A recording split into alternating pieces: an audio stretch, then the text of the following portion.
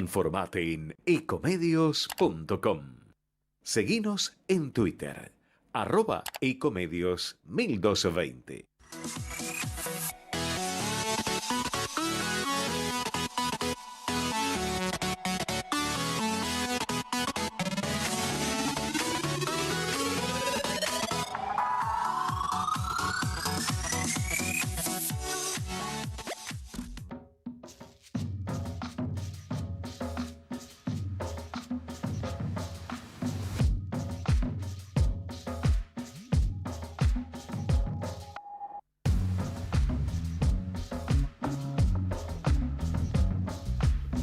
¿Qué tal? Muy buenas tardes, 18:03 y aquí comienza Entre Ustedes y Nosotros con el doctor Jorge Enríquez.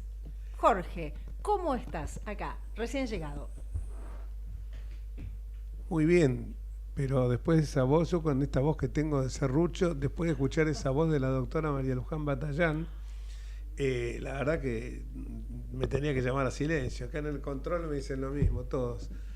Veo que uno de nuestros, un operador no tiene, el productor no tiene pelo, pero el operador me parece que hoy no pasó por la peluquería o anduvo con rulos, no sé qué sí. El viento, me acota que el viento lo hizo mal. Bueno, vamos a empezar nuestro programa y nos acompaña, por supuesto, como ya es planta permanente, digamos acá, el joven Gastón Emens de la Juventud del PRO y el presidente de la Asociación Sarmiento. Gracias por acompañarnos. Gracias, Jorge. Bueno, vamos a empezar este programa primero señalando lo que ha sido, a mi juicio, un renunciamiento que a mi forma de ver es un paso adelante, el renunciamiento de Mauricio Macri. Me apresuro en decir que Mauricio Macri puede renunciar porque no le interesa tener fueros, porque no tiene cuentas pendientes con la justicia. En cambio a Cristina sí. Cristina tiene muchas cuentas pendientes, ya fue condenada en una causa y más allá que por la edad provecta que tiene, no va a terminar entre rejas, sino que tiene la posibilidad de que le pongan una pulsera electrónica, pero evidentemente la libertad ambulatoria se va a restringir. Cuando Macri toma esta decisión, es una decisión muy medulosa, muy estudiada, dice que fue una lucha contra su ego. Es cierto, porque en política los egos a veces mandan y a uno siempre le queda el sabor amargo de no haber podido hacer todo lo que uno hubiera querido hacer, sobre todo cuando uno no echa la culpa a los demás, sino que ve también que algunas de las acciones que tomaron los demás a lo mejor fueron por errores que uno pudiera haber cometido. Él fundó un partido, el primero el PRO, fue Compromiso para el Cambio, que era distrital, y de allí hizo dos gestiones brillantes caracterizadas por, mejor dicho, una gestión caracterizada por,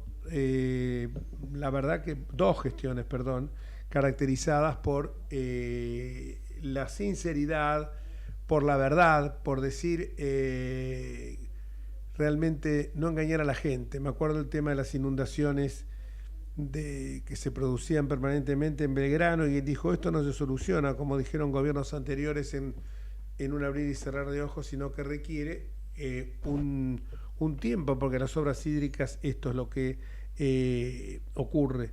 Tuvo dificultades, es cierto, gobernó durante los 4 años de su mandato con una Cámara de Diputados y un Senado de la Nación que no le eran para nada favorables, tuvo la menor cantidad de legisladores desde el retorno de la democracia hasta el presente que le tocó convivir a un presidente. Las dificultades que tuvo sobre el final de su mandato fueron enormes. El brusco cambio del contexto internacional, sumado a ello, la posibilidad cierta, y que así ocurrió, de que la gente pensara que iban a sobrevenir tiempos duros desde el punto de vista económico, y por eso es que también se produjo en ese momento de las PASO, se produjo en agosto del año 19, se produjo una brusca caída de la economía, un brusco ascenso del dólar. No obstante, eso le permitió terminar su gobierno, o por lo menos hasta el mes de agosto del año 19, con superávit energético, superávit comercial, superávit primario, dejamos reservas en el Banco Central. Se calcula que cuando se verá este gobierno, con suerte, nos va a dejar menos 5.000 millones de dólares de reservas, o sea, reservas negativas, y también generó un tipo de cambio competitivo que el nuevo gobierno lo va a tener que adoptar, porque evidentemente si no va a ser muy difícil poder sobrellevar lo que se viene. Y hoy escuchaba al jefe de gabinete, Agustín Rossi, y a Heller. La verdad que esta gente se quedó... Qué paciencia, ¿no? Sí, realmente. sí.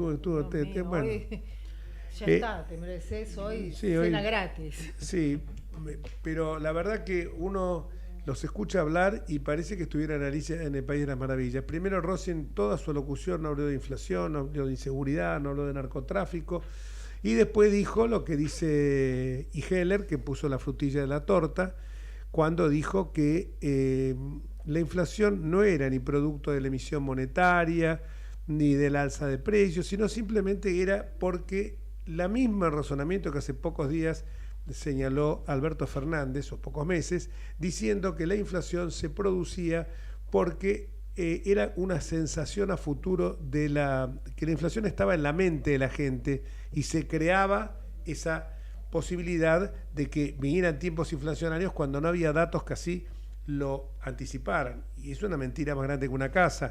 La gente está viviendo, los argentinos que nacieron desde 1946 hasta el presente, o por lo menos desde el 50 hasta el presente, saben perfectamente que todos los gobiernos siempre fue para peor, siempre hubo inflación en este país. No recuerdo un solo periodo que en la Argentina la inflación haya sido cero. Siempre un pequeño brusco cambio había. Y esto es culpa del populismo, que es el mal, se me ocurrió una frase, que por eso el populismo es el mal del planeta facilismo. Entonces, tiene su catecismo que señala de que la meritocracia no existe, que no hay que esforzarse para conseguir las cosas. Hace muy pocos días alguien que a lo mejor la tildan de extrema derecha, que es una argentina que actualmente se desempeña como legisladora en el Parlamento español, Jimena Álvarez de Toledo, decía Cayetana. Cayetana, sí, Jimena es una amiga mía. Le mando un beso si nos está escuchando. Cayetana Álvarez de Toledo era una persona, es una persona que realmente hablaba de que no son tiempos para la moderación, no son tiempos, son tiempos para realizar un cambio profundo, y un cambio profundo se tiene que realizar en un término asaz breve, porque ya la gente no va a otorgar cheques en blanco a 100 días, o sea que va a haber que hacerlo inmediatamente, y a lo mejor y tomando medidas drásticas. A veces, porque dijo una cosa que me pareció muy interesante: la moderación es la cucarda que te ponen la izquierda cuando dice, sos un moderado, sos un demócrata, y eso es, te están endulzando, el famoso alaba al tonto y le verás trabajar. En las últimas horas hubo unas declaraciones muy fuertes de un amigo nuestro, de un periodista muy destacado, por cierto, que es Luis Gasulla, y hablaba justamente de un argentino perdido en Nueva York, y otra serie de cuestiones que la vamos a los vamos a abordar ahora. Y ya estamos en comunicación justamente con él, con el periodista Luis Gasulla, que después de que Fernández lograra la foto con Biden, está sonriente, feliz y contento. Nos va a contar un poco las intimidades Luis Gasulla respecto al tema. ¿Cómo estás, Luis? María Luján Batallán te saluda, Jorge Enríquez, Gastón Emmens, estamos acá trabajando. Y una de las cosas que nos pareció muy graciosa, que parafrasear hacia una película, ¿no? Un argentino en este caso perdido en Nueva York. Hola Jorge, Gastón, María Luján, ¿cómo están todos? ¿Qué tal? ¿Cómo Gracias te va? por el llamado. Es que es la sensación que nos deja un presidente que después de 3 años logra un encuentro bilateral con Joe Biden, que hay que ver cuáles son los resultados exactamente, una visita que no le importa prácticamente a nadie, y en el medio, un país en el que ustedes han sido testigos de las respuestas que ha dado el jefe de gabinete que le echó la culpa al campo del inicio de la violencia política en la Argentina, que le echó la culpa a múltiples razones para entender la inflación, y siempre aparece el fantasma del pero Macri, pero la sequía, pero la guerra, pero el COVID, pero la pandemia. Pero después Nunca del se encargó de renunciamiento del pero Macri, me parece que ya no funciona. Pero lo van a seguir utilizando. Seguro, seguro que lo van a seguir utilizando. Te quiero corregir de que, no corregir, pero señalar que el jefe de gabinete le echó la culpa del discurso del odio al campo, pero Heller lo corrigió y dijo, se remonta mucho más atrás, se remonta cuando yo estaba en el secundario a los aviones bombardeando la Plaza de Mayo, al Viva el Cáncer, y yo le diría de que en realidad tendría que ir un poquitito más atrás, y esto no es hacer gorilismo, tendrían que escuchar lo que decía Perón, por ejemplo, del 5x1, del alambre de fardo, Eva Perón, que hablaba de que los oligarcas de sus guaridas asquerosas. Entonces, si vamos a recordar la historia, no tiene que ser más semipléjica, tiene que ser una historia total. Y en esa historia total hay que tomar en cuenta esos factores. Y sobre todo uno, no sigan hablando más de las AFJP, porque hay un discurso que hemos rescatado del Perón del 73, donde Perón decía que no podían ser estatales los fondos de las jubilaciones y pensiones, que tenían que ser administrados por los propios beneficiarios de ellos, ni no por el Estado. No, absolutamente. Ellos son expertos en la victimización, reinventan la historia o la acomodan la historia según sus propios beneficios, para justificar el relato en el que son víctimas siempre de poderes internacionales, de la justicia, de Comodoro Pro, como lo llaman, de los grandes medios, del periodismo, de la oposición, de Macri. Y en ese contexto, mientras que Alberto Fernández está tratando de someterse, lograr obtener algún beneficio económico, alguna cuestión que le sirva a su gobierno para poder llegar al final del mandato en los Estados Unidos, Cristina empieza a tuitear y vincular a Norteamérica con los copitos. No, es de cuarta. Y aparte, responderle nada más ni nada menos que a un senador que si la tiene re clara en los Estados Unidos es Ted Cruz, responderle de que la quieren proscribir en Estados Unidos. Señora CFK, usted no es candidata en Estados Unidos. Es delirante. ¿Cómo tomaste lo de el renunciamiento de Mauricio Macri? Mira, el que dice que lo sabía, o por lo menos que sabía que iba a grabar ese video el fin de semana pasado, está faltando la verdad, porque la verdad que sorprendió a periodistas. Nosotros ese fin de semana íbamos a tener a Macri en la cornisa y no lo sabía nadie. Sí se sabía, yo me acuerdo que el año pasado habíamos dicho en radio que a Macri lo habían ido a visitar algún empresario para ver dónde colocaban sus acciones, a quién financiaban, si a Horacio Rodríguez Larreta o a Patricia Bullrich, y Macri, me consta, les contestó: por ahora ninguno, esperen a fines de marzo y les daré la respuesta. Y efectivamente algo pasó a fines de marzo y fue esto. Por el bien de la Argentina, no por el bien de un partido político, por el bien de la Argentina, esperemos que sea algo beneficioso para Juntos por el Cambio, porque si Juntos por el Cambio llega debilitado a la próxima elección, no le va a ir bien a la Argentina. Y esto no significa que yo desee que gane Juntos por el Cambio, en absoluto.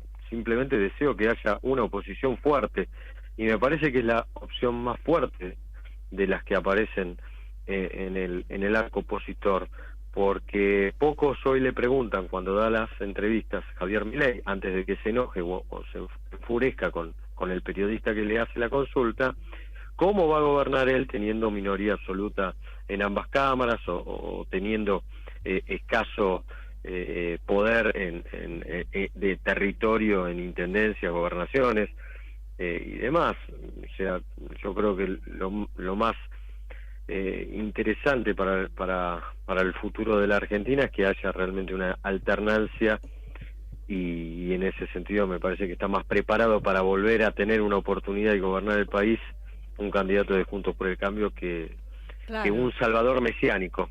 Desde ya. Es también muy latente lo que se está notando, que creó este renunciamiento de Macri, porque desde el Frente de Todos están desesperados. Las barbaridades que están a muchos que se les terminan la caja, profiriendo en todos los medios de comunicación, no hablemos de este personaje siniestro que es Grabois y demás, y todos los personajes, Beli Boni y todos ellos, digo, están muy nerviosos porque en realidad el problema de ellos es que se les termina la caja, van a tener que ir a laburar, muchachos, no existe más los avisos de Clarín, ahora está LinkedIn, yo les digo, suban el currículum porque van a tener que trabajar.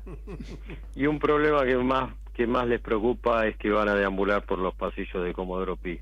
Y esto no es venganza, es los tiempos de la justicia. Hay muchas causas abiertas, hay muchas denuncias. Alberto Fernández, que tanto se ha llenado la boca en decir yo no robé, yo soy honesto, yo creo que va a tener más problemas con la justicia Alberto que Cristina Fernández de Kirchner. Cristina ya sabemos que está condenada, que seguramente va a pasarla muy mal con la causa Cuadernos y con Otesur Los Sauces. Alberto Fernández va a tener que dar explicaciones tarde o temprano por los convenios y los contratos que firmó con las grandes empresas de laboratorios en la Argentina para traer las vacunas y que no los han podido mostrar esos contratos. Va a tener que explicar algunas cuestiones también de la obra pública durante su gestión. No existió un Lázaro Báez, pero existieron pequeños Lázaro Báez en la provincia de Buenos Aires a través del manejo de las cooperativas y de los movimientos sociales, que no han explicado dónde y cómo realizaron la obra pública que les dio a mansalva fondos el Estado argentino. Ellos se la pasan diciendo que construyeron 100.000 casas. Los invito a recorrer la Argentina, no existen 100.000 casas construidas por este gobierno, ni tampoco la obra pública que dicen haber hecho. Las rutas las han dejado abandonadas y ellos saben, y por eso están nerviosos, sobre todo los Grabois, porque son los dirigentes sociales los que van a tener problemas con la justicia. De hecho, ya hay varias denuncias y causas abiertas que están involucrados desde Emilio Pérsico hasta la corriente clasista y combativa, pasando por el Chino Navarro. Sí, el nerviosismo de Grabois lo llevó a insultar a la periodista Cristina Pérez, y uno está dando cuenta que está totalmente desencajado, fuera de sí, no tiene filtro. Es más, creo que, no sé si está tomando alguna sustancia bastante alucinógena, porque tiene unas reacciones que no son de una persona que está en sus cabales. El hecho, en Lago Escondido estaba claramente borracho, como deambulaba por la propiedad de Joe Lewis y como después los corrieron. Pero lo que pasa es que, por eso Macri, yo entiendo que su rol de líder, de orientador, de constructor de equipos y de consenso va a ser imprescindible, y sobre todo, digo, en esta nueva etapa. Por eso digo que el suyo no es un paso al costado, sino que es un paso adelante en la dirección de un futuro esperanza. Y es importante esto, porque Macri está machacando permanentemente que hay que decir la verdad, que hay que actuar con toda celeridad y con la mayor energía, sin indicar por quién se inclina, pero claramente de los competidores que hay hoy dentro del espacio serán todos muy buenos, pero la que tiene esas cualidades es Patricia Bullrich, de trabajar. Y entonces creo que en ese sentido, cuando él dice el cambio, somos el cambio, no somos nada, es tal cual. Y está anticipando, respecto a lo que vos decíamos recién de Grabois, de Chino Navarro, etcétera, está anticipando que no va a ser fácil. Por eso este momento no va a ser para tibios, no van a ser 14 toneladas, van a ser cientos de toneladas. No sé vos cómo lo ves eso. Sí, absolutamente. Ya de diciembre, diciembre del 2023 va a ser muy complicado. Hay que esperar que este gobierno pueda entregar en tiempo y forma los atributos al próximo presidente. La situación económica es muy delicada. No sé hasta cuándo la sociedad argentina va a poder soportar 6-7 puntos de inflación. Es posible que la inflación de marzo esté más cerca de los 7-8 puntos que de los 6. Y se aleja cada vez más la meta de la inflación que había pronosticado Sergio Massa, de llegar a puntos y una inflación anual de 60 puntos, algo que se va a ver duplicada en el 2023, más cerca del doble de los 60 que de los 60 en sí. Por lo tanto, no sé hasta qué punto la sociedad lo podrá resistir, Claro. sobre todo las jubilaciones, sobre todo los jóvenes y sobre todo los propios beneficiarios de los planes sociales, que nosotros nos enojamos que reciben una dádiva, pero esa dádiva no te alcanza ni para comprar 2 kilos de carne por mes y algunas otras cosas más. O sea, hoy la plata no le alcanza a nadie. Hay que recordar los spots publicitarios de Tombolini y creo que es la mejor campaña que puede hacer cualquier opositor. Simplemente recordar lo que dijeron hace 3 años atrás. Sí. No cumplieron nada. Bueno, Gastón Emmens estuvo hace unos días en Misiones, es uno de los jóvenes PRO y aparte es el presidente de la Fundación Sarmiento y también, ¿no? Quería hacerte varias consultas que tenía pendientes. ¿Qué tal, Luis? ¿Cómo estás? ¿Todo bien? Muchísimas Hola, gracias por el espacio. Ante todo, bueno, destacando digamos, lo que uno valora de tu tarea, escuchándote desde casa, la primera pregunta que me surge, teniendo en cuenta que vos sos un periodista, digamos, siempre muy, muy concreto y, a mi entender, muy transparente en tu forma de expresarte, digamos, creo que una de las cuentas pendientes que tiene la política argentina es el tema de lo que es digamos, la pauta en los medios, de lo que es la comunicación en los medios y de lo que es la imparcialidad periodística. En el gobierno de Mauricio Macri se trabajó muchísimo ese tema, se transparentó muchísimo, los índices de libertad de expresión crecieron rotundamente y creo que una de las cuentas pendientes para un gobierno como el nuestro, que venga después, es esa. ¿Cómo podemos trabajar para garantizar la transparencia de los medios en general, que es algo que ya se hizo, pero creo que queda mucho camino por recorrer? No tengo una respuesta concreta, no lo sé, simplemente creo que hay que agarrar la lupa, revisar número por número, aparentar con un discurso a los dueños de los medios. Hoy por hoy la pauta publicitaria oficial es indispensable para que los medios puedan subsistir. No hay pauta publicitaria privada importante en la Argentina, no hay un mercado tan grande y en un momento de recesión económica, a ver, también está la discusión, bueno, ¿por qué tiene que subsidiar el Estado a los medios de comunicación? Bueno, laborales, pero también se tendría que observar y analizar cuántas vivezas hay en el reparto de la pauta, cuántas sociedades se arman, cuánta plata se triangula para que algunos pícaros reciban una fortuna, porque a mí no me entra en la cabeza cómo hay pseudo colegas que son millonarios y Sí. que tienen la misma edad o algunos años más que yo y ya viven en un country privado o que viajan por el mundo 3-4 veces por año. No me cierra. No, Hay mucha plata que viene de la política, Mucho sobre, que financia Luis. el subsidio, que financia al periodismo o al mal llamado periodismo, y también hay mucho periodismo extorsivo, que eso también hay que en algún momento blanquearlo y o sea, no me das pauta, bueno, hablo mal de vos. Bueno, Bueno, eso ocurrió, sí. disculpame, Eso ocurrió. lo inventó desde los años 90. Neustar fue, con todo lo que puedo reivindicar a Bernardo Neustar, que hay cosas que hay que reivindicarlos. En el tema del manejo de la pauta y de cómo conseguirla, también fue un maestro de lo bueno y de lo malo, ¿no? Seguro. No, lo que yo te decía es el tema de la pauta estaba regulado durante nuestro gobierno, que la pauta fuera equitativa con independencia de las voces a las que estuviera destinada. Quizás a lo mejor fue medio mezquino el gobierno nuestro, pero yo entiendo que la pauta no es solamente una canonjía que da el Estado, sino que es a cambio de la prestación de transmitir las políticas públicas.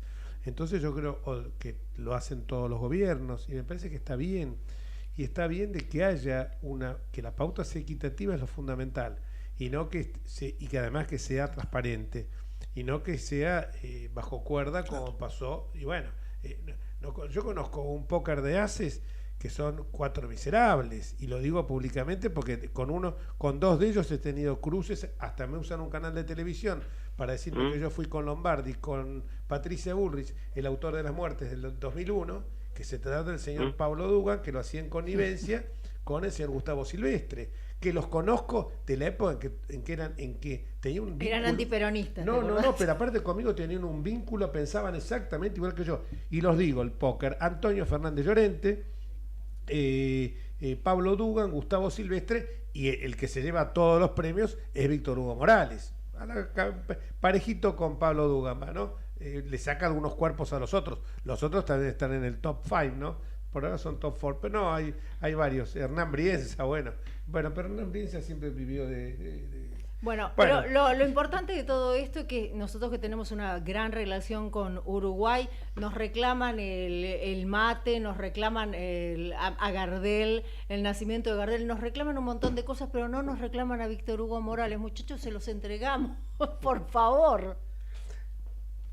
Otra pregunta que te quería hacer, que siempre está latente, es el tema de cómo estás viendo vos el momento. Dijiste algo de la oposición, pero me pareció el tono de tu voz con un poco de preocupación que tiene todo el mundo, ¿no es cierto? Con estas, yo lo despejo porque creo que las internas son necesarias, pero evidentemente llegar a la gente para explicarle esto a veces se torna difícil porque se están peleando porque ya se sienten ganadores y no está ganada ninguna elección. ¿Vos cómo lo ves eso?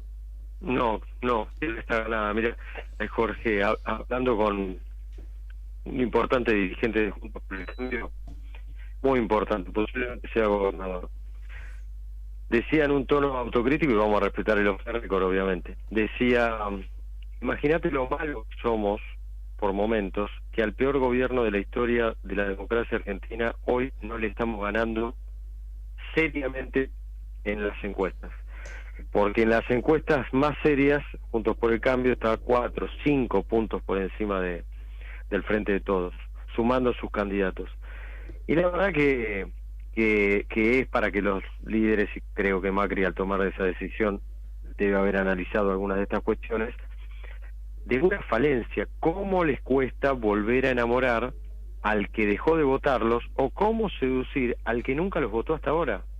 Y no te digo que vayas a pescar en el universo del votante kirchnerista, que creo que nunca va a votar ni a Larreta ni a Bullrich, ni a Manes, ni al candidato que se les ocurra de Juntos por el Cambio. Pero sí tenés para votar a ese universo que en algún momento apoyó a Roberto Lavagna, a Esper, bueno, y que hoy están votando a Javier Milei, sobre todo entre jóvenes. Es cierto. Creo que se tiene que buscar algunas caras distintas, caras nuevas, y cambiar el discurso en algunos puntos, o volver o generar alguna expectativa y promesas, porque vos podés hacer un gran diagnóstico de lo que pasa en la Argentina, lo podemos hacer todos, pero faltan como las soluciones y el proyecto de hacia dónde vamos. Claro. Sí, eso me parece que es lo más contundente que uno puede pensar, porque realmente es así. Parece mentira. Está bien que, y no con esto no me quiero autocomplacer, está bien de que el núcleo duro del kirchnerismo llega a extremos de fanatismo, y está bien que en 20 de las 24 provincias que vienen hace unos cuantos años con reelecciones indefinidas, lo que manda ahí es el empleo público. Tiene un caso de Infran paradigmático, Zamora en Santiago del Estero, y así en distintos lados, que uno, no lo digo yo para no generar una autocrítica en mi espacio, pero también esto ayuda porque hemos sabido despertar en la gente el amor al trabajo, la competencia sana, y esto se da en todos los órdenes, porque también se da con los empresarios. Si no, no tendríamos, Luis, 70 empresarios que declararon como arrepentidos en la causa de los cuadernos. Esto también sí, absolutamente, Jorge. Pero, mira, con conocimiento de causa en provincias como Formosa o Chaco, el PRO, por ejemplo, en Chaco, no ha logrado constituir una figura importante ya en 8 años. Ahí hay una interna muy fuerte en el que el PRO no se puede ver con el radicalismo. El radicalismo no ha tenido ahí nuevas figuras. No puede ser que no tengan una figura unida que le pueda pelear cabeza a cabeza a Jorge Capitanich, que debe ser uno de los peores representantes de los gobernadores en la Argentina. Lo mismo en otros distritos. Bueno, es difícil en Santiago del Estero, por ejemplo, lograr tener una oposición cuando ahí ya hay ribetes de un dictador, más que de un señor feudal. Ya es una dictadura. En Santiago del Estero no se respira la libertad, pero hay gente laburante, de clase media, empresarios de pymes o empresarios importantes que ven difícil poder ingresar a militar políticamente porque hay estructuras burocráticas en las que siempre terminan siendo los mismos candidatos. Es cierto. Ahí y bueno, y del otro lado termina Milei captando nuevas caras, que también ahí vas a tener un rejunte de muchos oportunistas que dicen que no quieren saber nada con la política, pero que lo que en realidad desean es vivir de la política o hacer negocio con la política, y algunos ex peronistas que desencantados de esto, que van a limpiar su imagen cambiando el discurso y ahora siendo los más libertarios de los liberales, con lo cual ahí hay luces y sombras amarillas sí. en el futuro. Bueno, Luis, sí, discúlpame. No, ya le quería decir, bueno, te agradecemos muchísimo los comentarios y siempre la ayuda que haces a reflexionar en algunos temas, en todos los temas, pero particularmente este me deja pensando, que es lo bueno del intercambio periodístico. Muchísimas gracias. Un abrazo grande para todos, como Un siempre. abrazo. Gracias, Jorge. Chao, Luis. Chau. Era Luis Gasulla con nosotros, 18:34 minutos. Nos estamos yendo al corte, enseguida volvemos. Vamos la radio, somos tu voz. Vamos con Eco, siempre la verdad y la mejor información. El mejor gimnasio te espera.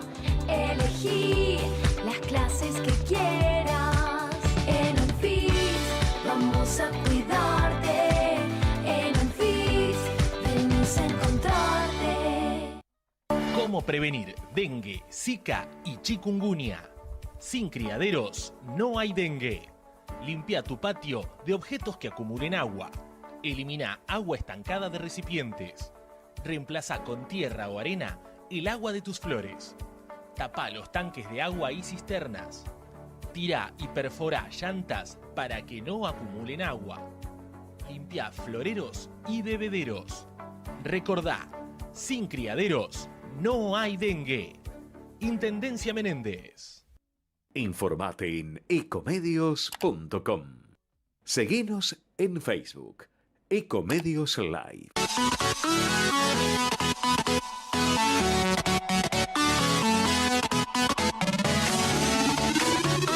Escribanos en tu ciudad. Nuestro consejo es prevenir problemas. Colegio de Escribanos de la Ciudad de Buenos Aires. Consejo Federal del Notariado Argentino. El Colegio Profesional Inmobiliario auspicia este programa. Colegio Profesional Inmobiliario, cada vez más profesionales. ¿Conocéis los planes de salud de Andar, la obra social de los viajantes vendedores? Planes para empleados en relación de dependencia, monotributistas y particulares. Solicita un asesor comercial al 0810-345-0184.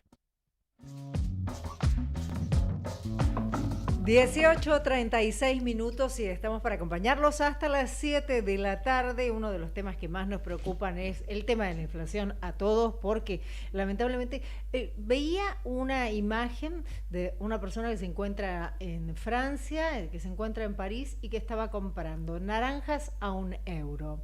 Mi marido fue a comprar naranjas ayer en 1.500 pesos. Digo, hay algo que no está funcionando. Vienen a ser 5 euros.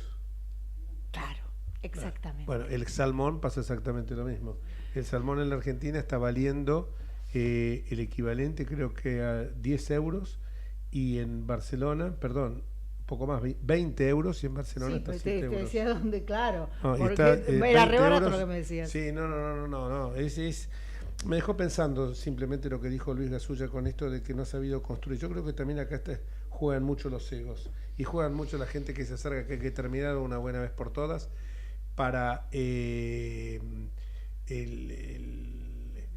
terminar de una buena vez por todas con esto del Estado prebendario, del Estado que es como tiene bolsillo de payaso, y que la gente muchas veces tampoco se quiere meter en política empresarios porque tienen temor a represalias. Y la verdad que una sociedad no llega a este estado en el que se encuentra la Argentina, a este estado de estar en terapia intensiva, sino es porque en todos los segmentos, tanto en el segmento universitario, con la batalla cultural, tanto en el segmento empresario, con un empresariado absolutamente prebendario que siempre vivió también de la teta del Estado, el sector político, que el sector político también tiene mucha responsabilidad en esto, no digo que no, pero los dirigentes políticos nuestros no vienen de países nórdicos, ni son cosacos polacos que los dejaron un paracaídas, ni son extraterrestres, nacen de acá. Y esto ya lo hemos dicho, esto ya va a tener 100 años, que cuando vivo una elección, a ver cómo me acomodo. Yo con todas experiencias personales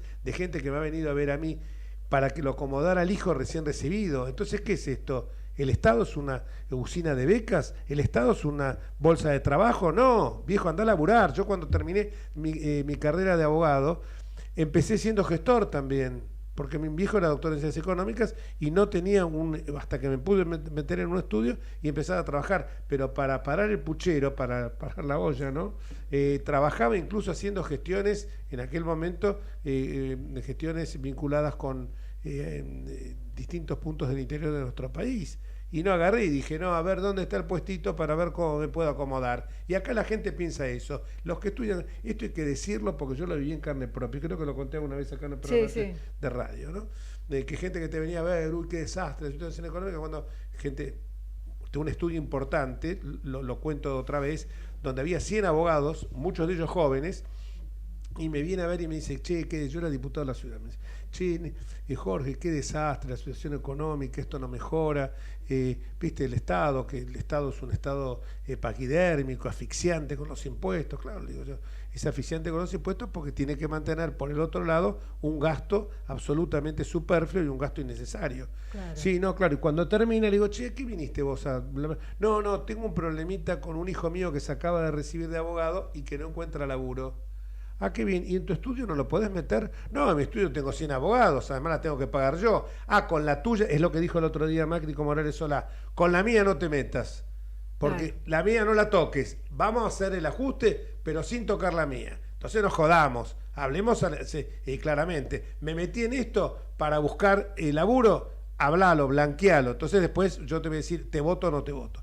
Pero vamos a presentar, hablando de economía, a un joven economista de nuestro equipo de Patricia Bullrich, que es el doctor Martín Siracusa. Hola Martín, ¿cómo te va? Queremos que nos cuentes un poco de cómo estás viendo este momento de todo el país, con un riesgo país que se ha disparado y que un Massa que, como siempre, reunido con el fondo y bueno, con todos los sin reservas en el Banco Central, que es de una gravedad absoluta, y este fracaso cómo se va a remontar, ¿no, Martín?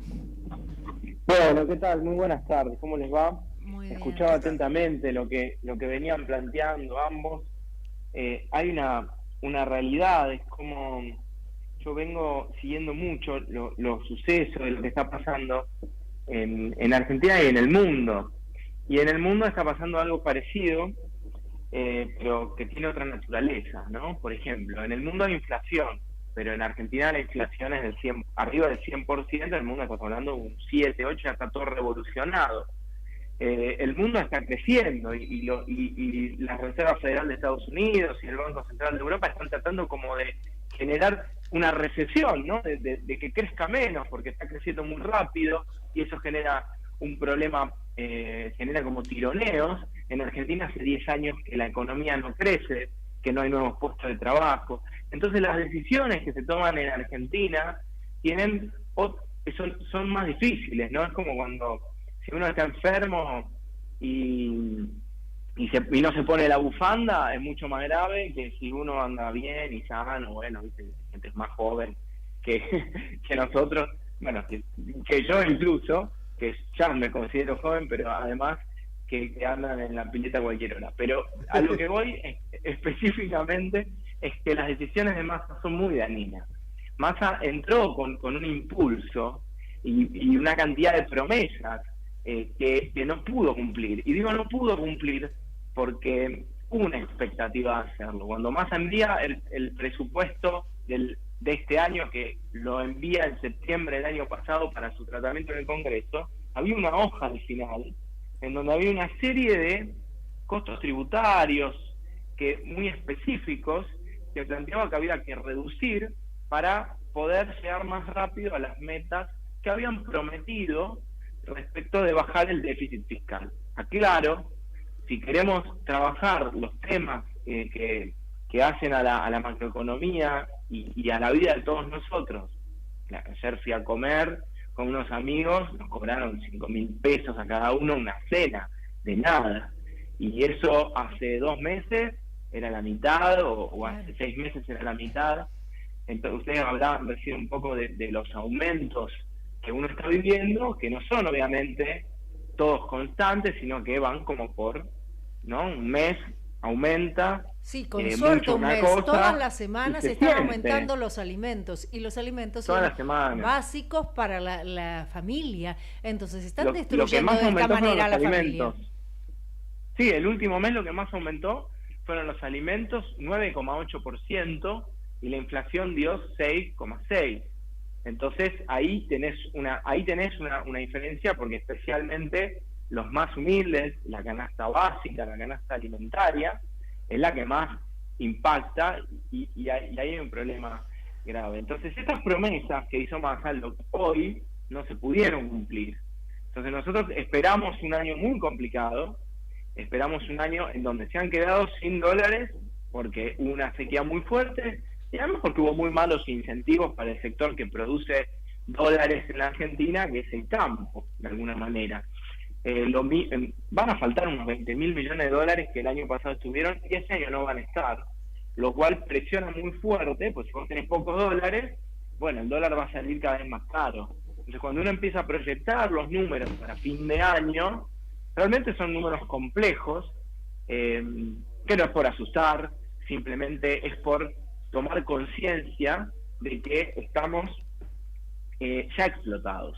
Estamos en una situación que en cualquier parte del mundo sería considerado una catástrofe. Ahora, el punto está cómo se soluciona, Martín, porque el diagnóstico, como bien decís, lo tenemos. Ahora el punto es cómo se soluciona. ¿Cuáles son las primeras medidas que deberían tomarse cuando asuma el gobierno próximo? Yo en esto creo que tenemos una ventaja, y es que Argentina, en lo que se llaman fundamentals, es decir, las cuestiones fundamentales de la economía argentina son maravillosas. Tenemos oportunidades que no teníamos, vendemos lo que el mundo está empezando a necesitar, por contexto internacional y por capacidad de la Argentina. Tenemos alimentos que el mundo necesita, tenemos con muy buena productividad y baja contaminación, porque Argentina es uno de los países que menos contamina, ¿no? Eso es importante porque hay muchísimo financiamiento para actividades de poco nivel de contaminación. Tenemos también el litio, que ya es una realidad que empieza a mostrarse. Tenemos que terminar ese gasoducto, que hay que cambiarle el nombre también, ¿no? Pero más allá de cambiarle el nombre, hay que terminarlo primero, para que no sea el gasoducto que nunca se hizo, que va a permitir dar vuelta una parte muy importante del gasto que tiene hoy el Estado, que es el gasto que va a los subsidios energéticos, porque empezaríamos a exportar gas, porque podemos exportar petróleo con vaca muerta, tenemos litio, tenemos un montón de cosas. Entonces el futuro es maravilloso para la Argentina. Sí, pero... Ahora el tema es cómo damos este salto, sin caernos en el medio, ¿no? Dar un salto bien dado, y ese salto tiene que ver con ordenar. ¿Y ordenar qué? El Estado, porque ustedes también lo decían. La gente es súper disciplinada. No hay manera de pensar un gobierno gastando más plata de la que recauda que si no pensás al sector privado, digamos, gastando menos de lo que gana.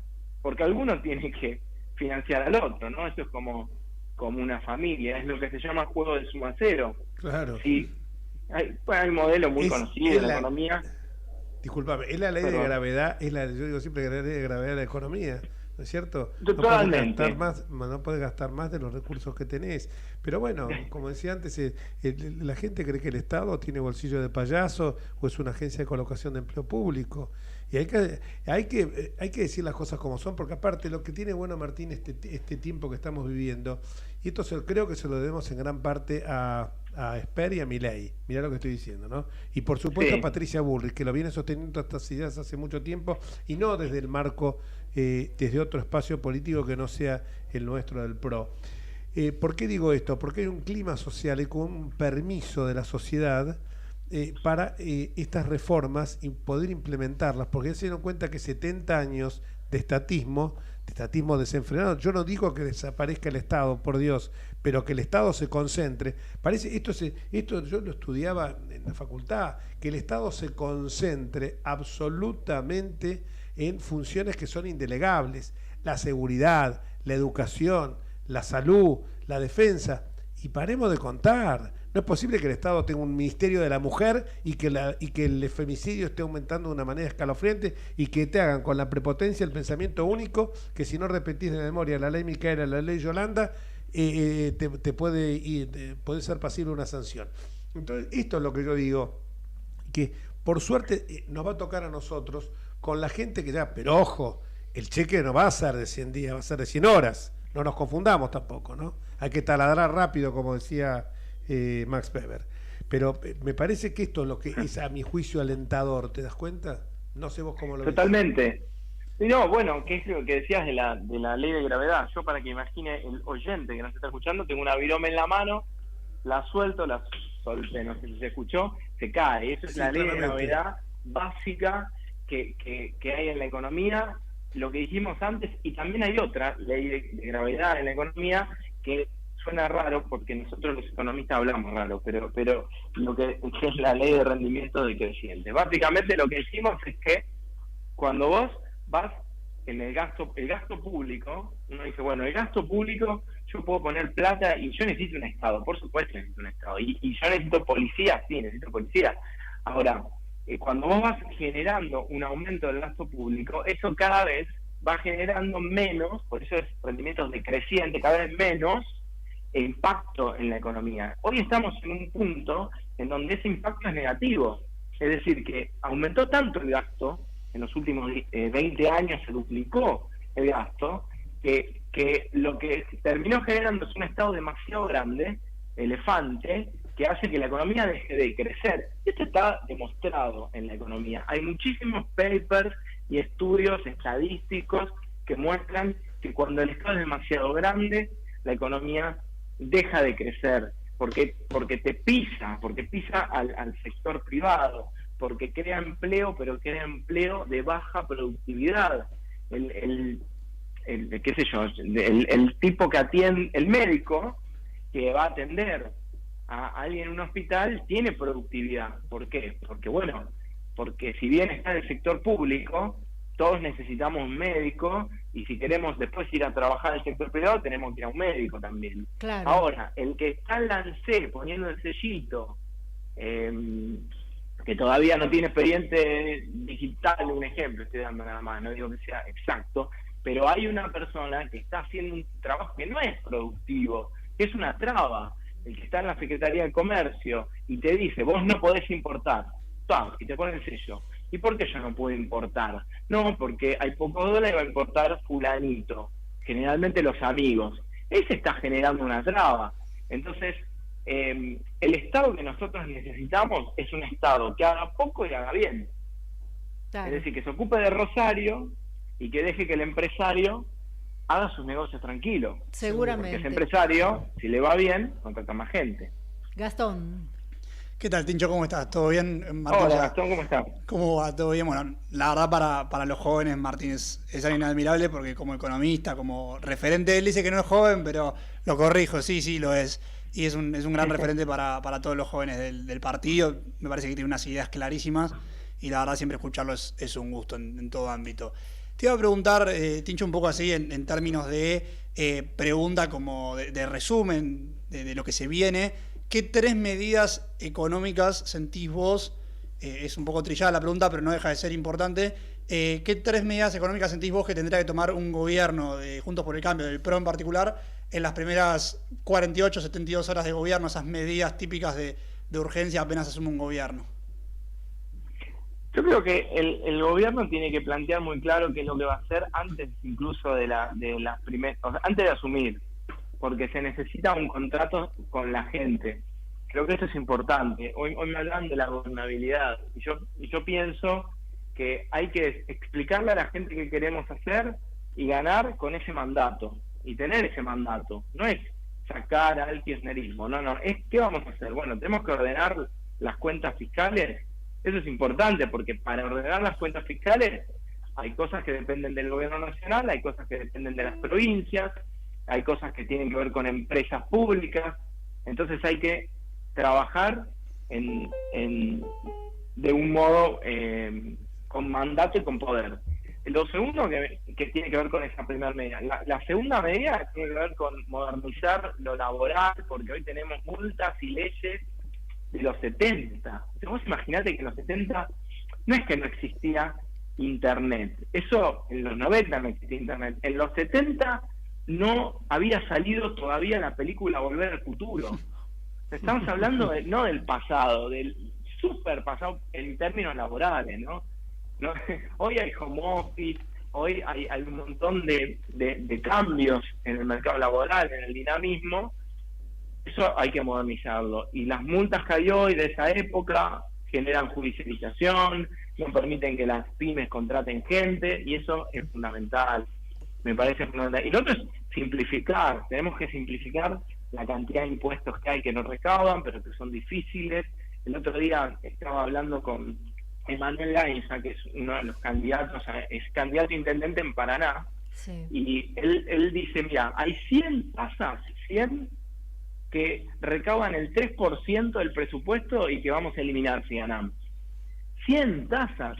O sea que hay gente que está pagando impuestos, no sabemos ni cuáles, y que no recaudan nada. Te cuento en eso hay que simplificar.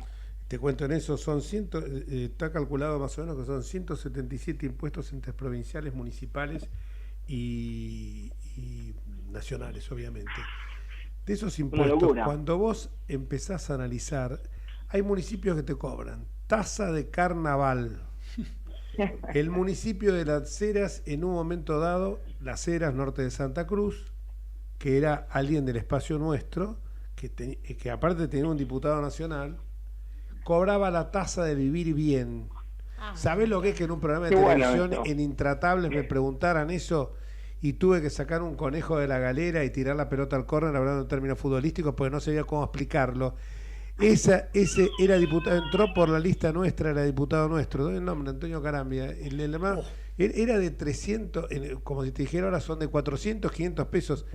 Me decía, no es nada. No, sí es mucho, porque no es solamente el monto, es lo que está indicando, es el cobrar al vivir bien, es estar indicando la dirección que tienen, o sea que están buscando cualquier cosa para crear un nuevo impuesto. Entonces creo que en esto hay que ser muy contundente. Vos hablaste de achicar el tamaño del Estado porque es financiado por mayor presión impositiva, la reformulación de las leyes laborales, pero leyes laborales que no implica el despido. Pero andá y pone las empresas públicas que son... contrario. Pues, claro, todo lo contrario, pero pone un control de entrada y salida del personal y te vas a dar cuenta que hay muchos que tienen hasta 2 y 3 trabajos. Entonces también, no te gusta lo que estás pagando, bueno, el Estado te financia por N cantidad de tiempo, un plazo breve, y un retiro voluntario, que como se hizo... Lo hizo, vos sabés que Menem lo hizo eso del retiro voluntario y no estaba mal. Sí, después los empezaron a tomar de nuevo. Claro, esa es la joda. Sí. Claro, bueno, esos son como las moratorias impositivas. Las moratorias impositivas, mi hijo era doctor en ciencias económicas y me decía siempre, la moratoria es fomentar la industria del incumplimiento. Así que, claro. Bueno, nosotros estamos con el tiempo justo, Martín, y nos encantó escucharte, ¿no? Y bueno, justamente me gustaría, si querés, coronar esto y cerrar, ya que estamos terminando el programa. Yo primero agradecerles el tiempo, por suerte hablo rápido, entonces hay gente que por ahí me dice que habla muy rápido, pero digo un montón de cosas. Por supuesto. Así que estoy muy contento de haber podido participar de este programa, que siempre es muy bueno. Y no, esta conclusión de que Argentina tiene un hermoso horizonte, tenemos muchas cosas que nos envidian en el mundo, que además tenemos algo que es capacidad, creatividad, fuerza, empuje, sabemos enfrentar la tormenta perfecta, porque siempre vivimos en tormenta, y eso es muy valioso. Pero bueno, hay que ayudar también a que hay que tomar la decisión de que la gente pueda en libertad ejercer sus proyectos y salir adelante, que es importante, como decía Gastón, ¿no? Te hablaba de los jóvenes, digo, que no se nos vayan los jóvenes, que quieran volver, ¿viste? Ese es el desafío que tenemos. Bueno, Martín, desde ya te agradecemos muchísimo que hayas estado con nosotros y bueno, en breve seguramente te estaremos consultando. Abrazo. Gracias, Muchas Martín. gracias. Un abrazo enorme. Hasta luego. 18:58 minutos. Jorge, vamos cerrando ya, que quedan unos minutitos nada más y me gustaría que nos dijeras cómo se perfila el resto de la semana a nivel político, ¿no? Hoy está Patricia Bullrich a las 10 de la noche en TN. ¿Y cómo viene estos días? Lo que ocurre? Vos mirá que lo que pasa siempre, hemos tenido un programa donde todos sabemos cuáles son las soluciones, todos. Lo que pasa es que tener el coraje para tomarlas, porque todos sabemos que hay que hacerlo, y no que es tanto piripipí que hay que hacer. Lo que hay que hacer es ir a una economía integrada, competitiva, tomemos los ejemplos, no busquemos productos sofisticados de naciones nórdicas. Vamos a 2 países que encabezan el ranking de la felicidad de los pueblos en América Latina, Costa Rica y Uruguay. Y te agregué el tercero, que sabes quién es, Chile. Sí. ¿Por qué? Porque tienen estabilidad económica, muchachos, porque eso es la clave de todo. Y porque además tienen estabilidad en las instituciones. Las instituciones respetan, son absolutamente respetuosas, y eso hace que haya una confiabilidad muy grande en el inversor, tanto local como el foráneo. Que el inversor viene a agarrar plata, sí, muchachos, viene a agarrar plata, pues si yo invierto en una empresa, pero también genero trabajo. Y nos tenemos que ir. Así es, nos vamos. Gastón, gracias por estar con nosotros. Gracias a ustedes. Bueno, y Jorge, por supuesto, como siempre, nos encontramos el próximo miércoles, ¿no? A las 6 de la tarde, entre ustedes y nosotros. Hasta luego, chao.